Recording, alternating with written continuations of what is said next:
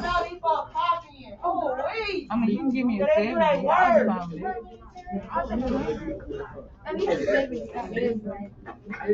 I mean, if you read the question, if you pay any bit of attention, you're not gonna. It's like it's communication. It's not nothing hard. Y'all be putting y'all be trying to think too hard. That's the problem. Because I didn't pass all these other tests. I just feel like I'm finna fail these. You're not gonna fail. Alright. Alright, y'all need to be paying attention. Man. Alright, so we're gonna go over the last section. Everybody, I guess they done whining. Y'all done whining? I guess. You done? Okay. Alright. So let me give y'all a little bit of information. This is January. We're about to go into the third 9 week, and I'm keep hearing the same thing. If you're absent, I record all the lessons. They are on Schoology. If you're absent, if you're quarantined, if you got whatever it is, if you got COVID, you come back. You got 3 weeks to make up your work. Okay. A lot of our stuff is online. AES quizzes, they're there. Y'all know how to get there. Y'all can log in. Only thing that's not gonna be on there is gonna be the test. That's the only thing. Everything else gonna be there. I put the study guide on Schoology last week, so it's been there. So if you don't have a copy, you could have went on there and got the questions or however you would have did it. Everything's been there. I do all these things so that y'all can't say y'all don't have it. So I do more than most teachers probably. I record the lessons. Now it might not go on Schoology as soon as y'all leave here because I got to like download it to YouTube and all this stuff first. But I put it on there. So it's there.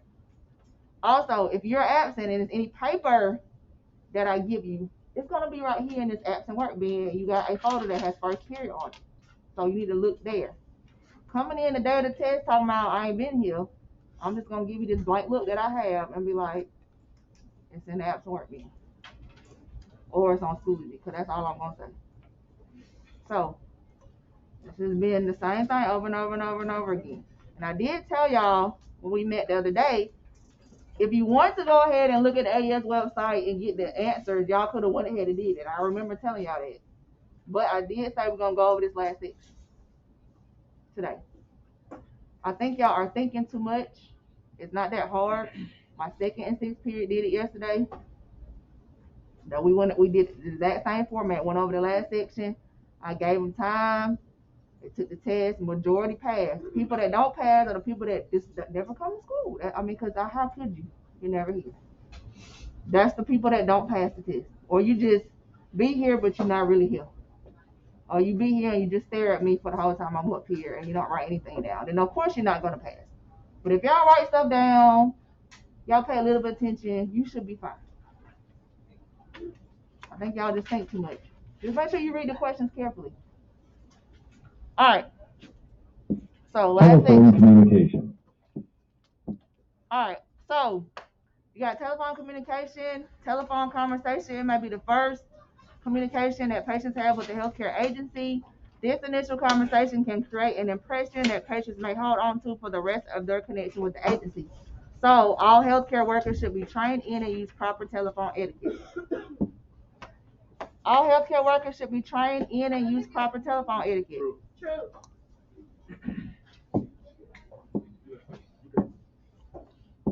Telephone etiquette. All right, so good telephone etiquette includes a proper greeting. When healthcare workers answer the phone, they should identify themselves, the agency, and possibly their department right away.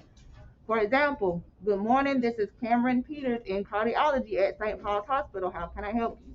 You need to let them know what your name is when you're, just in case they call back and say, well, I spoke to Van or whoever you talk to. So, you need to tell them your name. Make sure you tell them your name. Telephone etiquette. All right, healthcare workers should strive for a clear voice with a normal volume. That's the answer, I think, to number 15, maybe. No, not 15. Number 9. Come, we busy. Come on, now. Clear voice with a normal volume. They should be careful to enunciate words clearly. When appropriate, they should vary tone, pitch, and volume for emphasis. Additionally, healthcare workers should hold the phone's mouthpiece about 1 inch from the mouth. They should always avoid eating or drinking while on the telephone. I think you got a question on your study guide about somebody talking on the phone and they eating, talking to their friend, correct? Yeah, correct. So what's the answer? What should you do? Swallow what's in your mouth. You should swallow what's in your mouth and what? Excuse yourself from your friend and answer your phone with focus. Okay. That's the answer.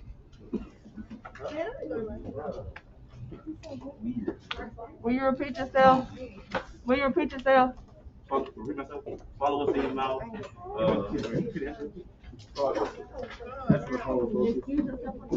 Yeah.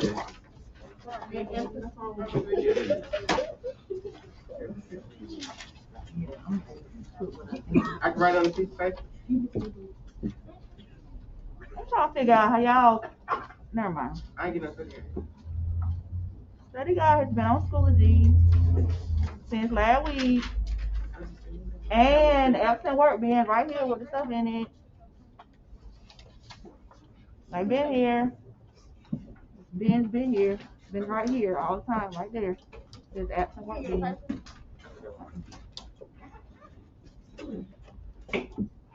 All right, what of the following should be included in a proper telephone greeting? All. What healthcare worker strives for when? What should a healthcare worker strive for when on the phone? Clear voice with a normal volume. Telephone etiquette. All right, so courtesy involves being polite, gracious, helpful, and considerate. When using the telephone, healthcare workers should be courteous to all callers. They should use the other person's name and say please and thank you. They should smile while they speak because this will come through in their voice. They should be conscious not to interrupt the other person. Telephone etiquette. All right, depending on what field of healthcare work they are in, the atmosphere around the telephone can be very busy and noisy. So when you're on the telephone, you must block out everything that's around you. You need to make sure you give undivided attention to your caller. When on the phone, your facial expression does not matter because the other person cannot see you. False. When on the telephone, healthcare workers must block out what is going on around them and focus on the caller. That's true. Taking telephone. All right, so when you're taking messages, these are things that you should take down for somebody. If you got a message and the person that you speak with is not there, you should make sure you get who the call is for, the date and time, the name of the caller, make sure you spell it correctly, their telephone number with their area code, and if they have like an extension that goes directly to their desk or whatever, you need to get that. When is the best time for them to call back? And what message? What does that person need to relay to them? A note of any action that was taken, and then your initials of the person that's taking the message. Test results. All right. So the telephone is a great communication tool in the healthcare field. In addition to receiving calls from patients, healthcare workers must also make calls to patients.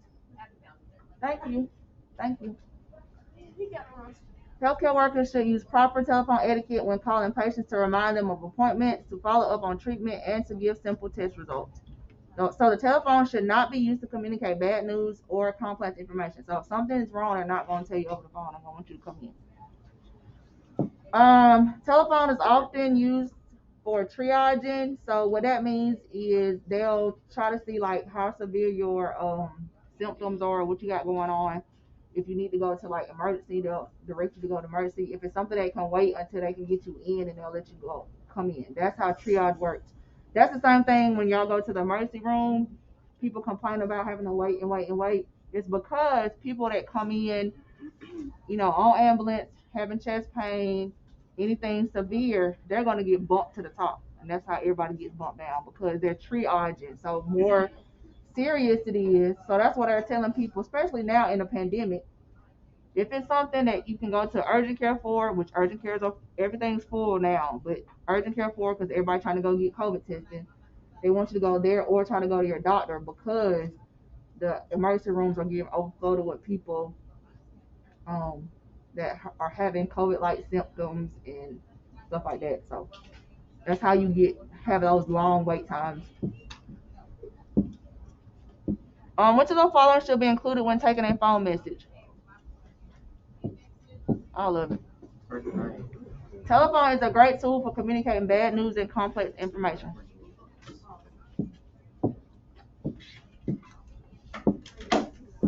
Answering machines. All right, so many health needs occur after hours and on weekends when healthcare agencies may be closed. Agencies use answering machines or answering services so that emergency cases can receive a response. You have an answering machine that's used to deliver a message to callers and record calls from patients. The message typically has instructions for callers with emergencies. A healthcare worker is assigned to check the machine either at regular intervals while the agency is closed or on the next business day. So it's actually a machine that you call and it'll have a recording on it and you leave a message. All right, answering services are more efficient in that the caller will be connected to an operator. That operator works for the answering service and is not a healthcare professional. The operator is responsible for taking calls and information and then contacting the healthcare worker that is on duty to cover emergencies. So that should be an answer to one, y'all.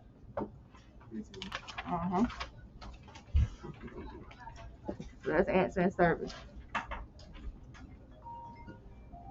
Put your phone in the thing. Make sure y'all put your phones in. I was trying to do my. No, put your phone in the thing. The phones are in the thing right there.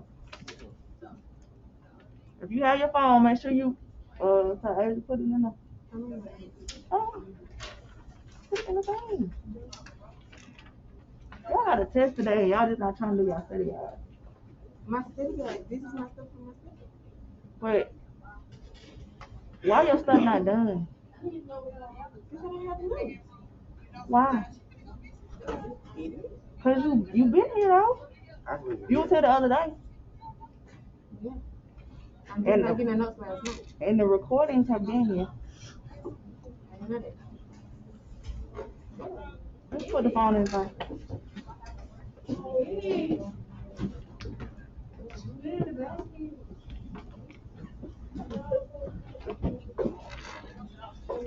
Y'all, like this is getting ridiculous. Do y'all work? Like, I record for a reason. I record so that put your phone in them. I record so that y'all can have what y'all need when y'all not here or whatever your reasoning is. I mean, I guess I need to quit doing it because y'all just ignore it anyway. Like, because I know that people are quarantined or whatever, so I go ahead and record so you can have what you need. Also, you have access to the AES website. It's linked on there. You can log in. You can go through the notes yourself. But the only advantage of me recording is I'm telling you exactly what to write down. I put the study guide. It's been on Schoology. And I can tell when y'all open the study guide because it's my document. So I know who looks at it. And I see some of y'all names that's claiming y'all ain't never seen it before. I did. I want something. Did I call your name? I did that, but I did call your name. Did I call your name? Did I call your name? Okay, put that in there. Come sit down. Are we still going to continue the high school process? The answer is yes. My school is going to have registration next Tuesday, Wednesday, and Thursday from 3 to 6 p.m. at the front of the school. We're going to continue on the process because we're only going to be out for a week. You haven't got word. Friday is going to be your last face-to-face day for 1 week or 1 week only. Next week, that is January 18th, 19th, 20th, and 21st, students will be attending school virtually. And then on the 24th, that following Monday, MPS has sent for all students to return face-to-face. So next week, virtual school. Tomorrow, we're here. And next Tuesday, Wednesday, and Thursday, Eastern Academy registration is still to go. Thank you. All right, so your stuff is all. I always put it out there so that you have it, so you can't say you can't. It's not there. That's why I put it there.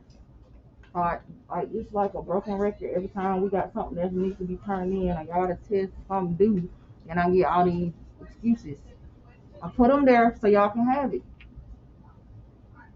Like, if y'all don't want me to put it out, I won't waste my time recording and trying to upload it and putting it on Schoology and all this stuff. Like, I mean, that's extra time that I could be doing something else. Because a lot of teachers like, yeah, I want to do all that. And they don't. And they don't.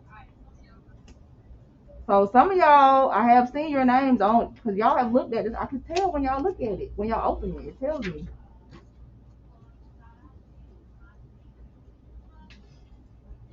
So coming in the day of the test, trying to get the study guide together, that's not going to work. I don't know how y'all think y'all going to be successful in with those type of habits, because it's not going to happen.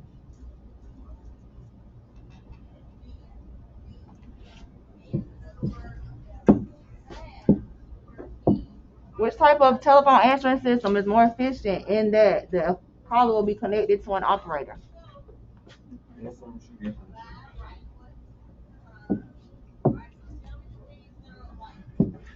Answering service, that's a test question. Which type of telephone answering system requires a healthcare worker to check in either at regular intervals while the agency is closed or on the next business day?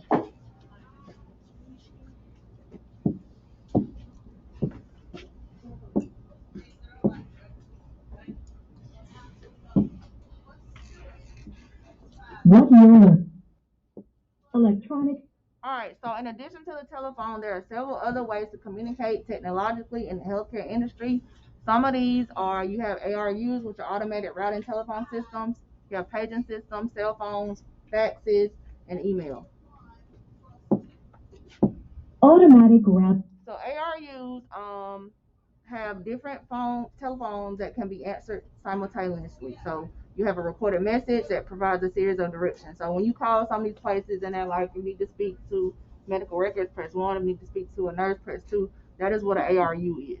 So when you press that number, it'll get you directly to what department that you need. Good morning, Jeff Davis. Good morning, teachers and students. The time is 7:53. You should be in first period. We are on an odd day today. You should be in first period. Teacher, this part of the announcements are for you. If you do have any grade correction forms that you still need to turn in, please do so today. You can send them to the office, turn them in to the front office, give them to Ms. Golston. She will be taking them all day. So if you need a little more time to do that, you have that time today. But if you need to turn in your grade recovery forms, please do so by the end of the day. Please do so by the end of the day.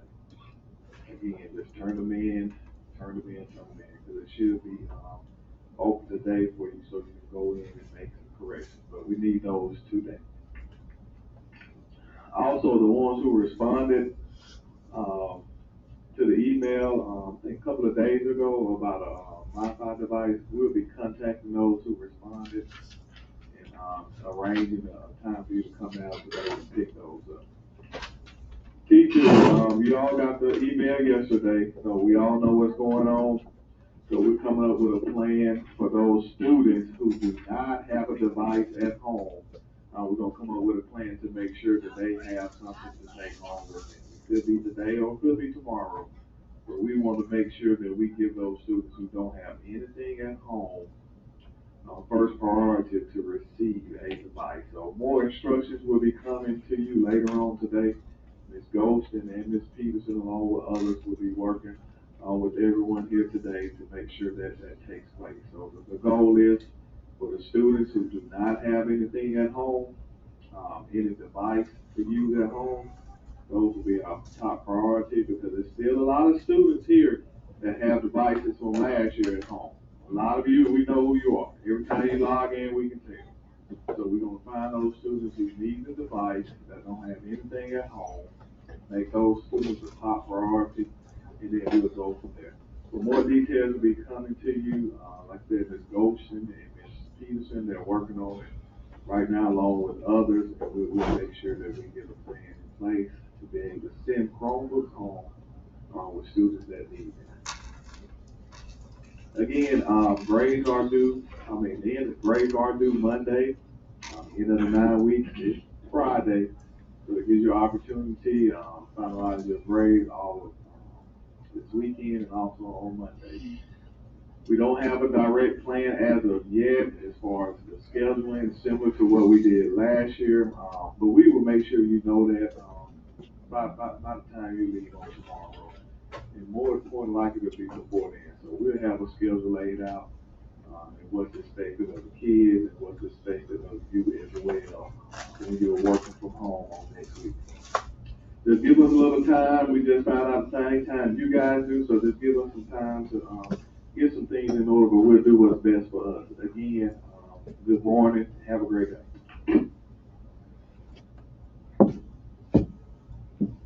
Paging systems.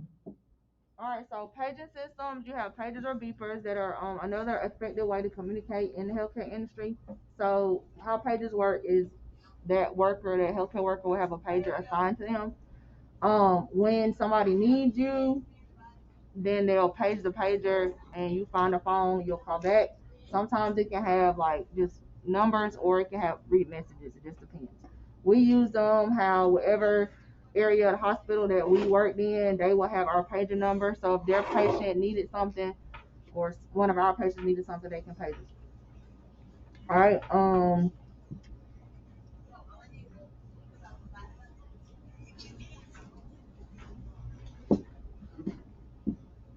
which communication technology allows many telephone calls to be answered simultaneously and uses a recorded message to provide a series of directions?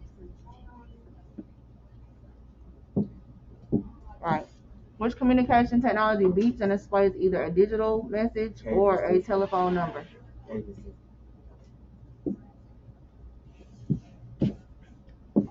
Cellular phone.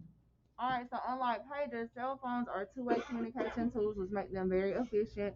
Cell phone signals can be picked up by scanner, so private patient information should never be discussed using cell phones. We also had things called a SpectraLink phone that we could use. It was just a little phone. It wasn't like a cell phone, like a iPhone or a Droid or whatever, but it worked in the hospital, and we could call like the different departments and stuff like that to talk if we needed to.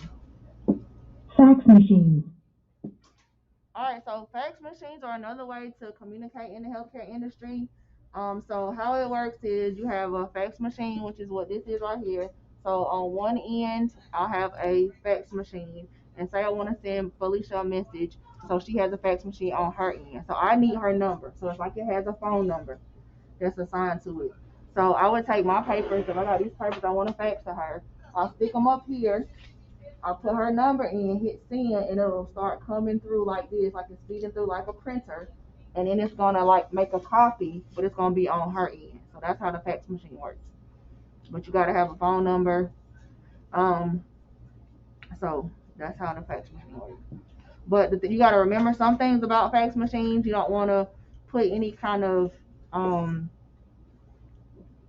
financial information on it, that like account numbers, banking, routing numbers, and stuff like that. You don't want to do any of that, because just because I'm faxing it to her doesn't mean that she's standing there waiting on it sometimes. So, and people knows it. So people will go through, if it's for her, somebody might come through and pick it up and start looking through somebody else's stuff. So you're supposed to have a sheet that's called a cover sheet on top, and it has a confidentiality statement on it. And then you need to have the patient permission that you can fax their information to whoever. So they use it for like doctor's offices or hospitals and stuff like that. They'll fax like information. Electronic mail. Email or electronic mail is an effective form of written communication. It's used widely in the healthcare industry. Communication among healthcare workers, agencies, and insurance companies all take place using email. It often takes the place of printed inter-office communication. So the cost for email is very low. However, email should never be used to communicate confidential patient information, because emails can be intercepted. So that's the answer to one of y'all. Which one y'all say? 15.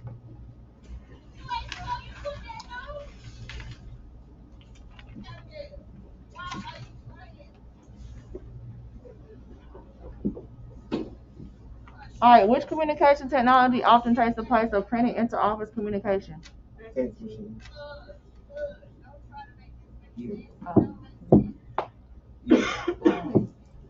Email. A cellular phone is a two-way communication tool. True.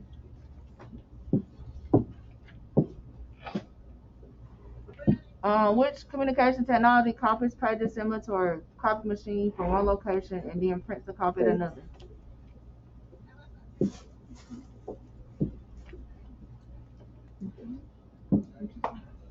All right, so on your study guide, what you got? Now, not just because you ain't did your study guide. So majority of your study guide should be done. But is there anything that you just have a question?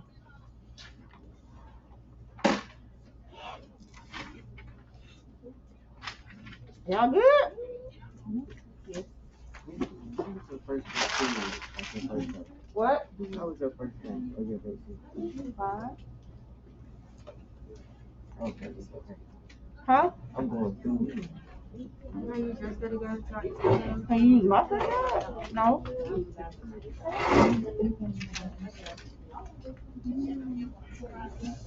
Alright, so this is what I need y'all to do. Some of y'all wasn't here the other day. Oh, and another thing before we can get started with that. When y'all get a Chromebook, put it back. Don't leave it on it. Like, I'm not your mama or your maid. Don't leave it on the table. Put it back. Like, how hard is that? And plug it in. You got something to do? Alright, so I need y'all to grab a Chromebook. I want you to go on AES. I want you to take the communication technology quiz. If you did not take documents the other day, make sure you take that one. Wait, this is test. Huh? This is test on this. Ma'am, Quiz. please. The test is gonna be on paper. These are two quizzes. I mean, yeah, when is Oh, y'all took the quiz Tuesday? when is the test? When? In class. In the class. We'll take the test about 8:45. So you got time. If you don't got your study guide, you got time to get answers. If you don't haven't taken either of the quizzes, you got time to take quizzes. At 8:45, we're taking the test.